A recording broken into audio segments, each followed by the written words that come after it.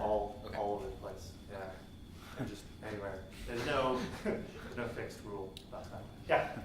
So PyTorch will do that for you, but I believe you have to call some function at test time to make it so that your dropout and other functions change. Is that right? I think that's right. I don't actually know. I've never used dropout of PyTorch before. Anyway, So. there's some function you have to call at test time with repeating layers like dropout so that it doesn't actually drop Yeah, out. You know, it's like I'm sure there is something that you need to say. It is. Say, hey, it's test time. Use it, you gotta do that at test time, otherwise it behaves like Yeah. drop out. When I tried to do drop out in last week's lab, I was a little confused on if I should have put it before like ReLU or after ReLU. I'm not sure there's a best practice. I don't know. Josh says it wouldn't make a difference in the case of ReLU. I'm not sure that's right. Just like so many things in deep learning, there's no, when you're talking about topology design, I don't think there's any hard and fast rules. So here's just a quick result from a paper. This is the Srinivasa paper from 2014. All I wanted to show you here was here's a bunch of models. This is on the MNIST data set. So this is a digit classification task. And here's various unit types, the architecture of the network, and various error rates. What I wanted to show you was just this figure right here. So without dropout, classification error rate they were able to achieve was 1.75% or so. But with dropout, they were able to almost have that get down here. So in this case, dropout made a significant performance difference. So we only have about 5 minutes left in class, so I thought it would be fun to tell you, and we'll just kind of fly through these, several variants on dropout that have come out since then.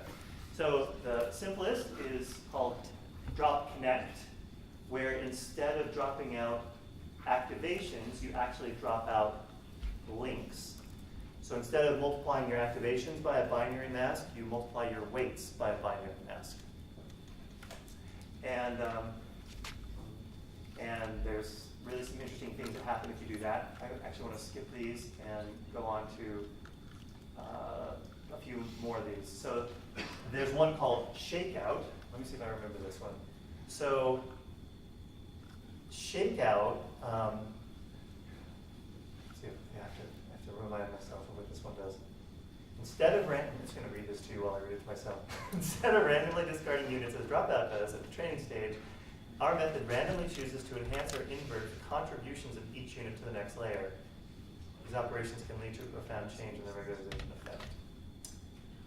What are they saying? I think that instead of multiplying by 0 or 1, they're multiplying by maybe 0, 1, or maybe something bigger than 1. Okay. Yeah. Oh, right. I remember this now. I'm so sorry. I forgot what I wanted to say. This was what I wanted to say. So this is the figure I wanted to show you. So these figures are showing hidden units. We've seen visualizations like this before of an autoencoder learned with different training methods, and each one is a different type. What was interesting was the difference between this, which is standard backprop, this, which is dropout, and this, which is shakeout. So what do you notice?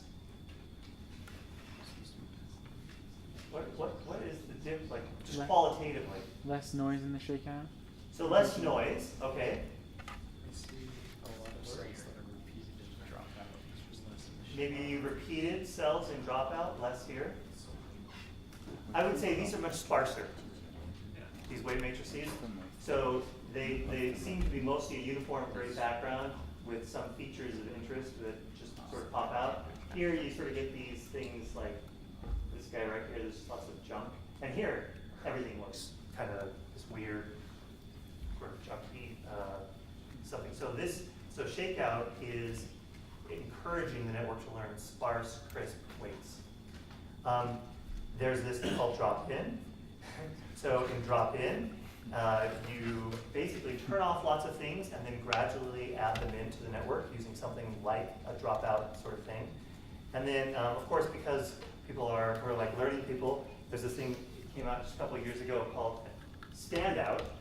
And here, the idea is, so you can sort of imagine that you have your network, and there's this dropout network, which is randomly zeroing things out. But instead of randomly zeroing things out, why don't we learn what to zero out? So they go ahead and have this other network, which is like learning what the mask is to apply to the first network. And and you sort of imagine like this has spawned an entire like arms race of these kinds of ideas. How to learn how to learn. I don't know. I mean, I'm sure they have. I'm sure they're coming out outside.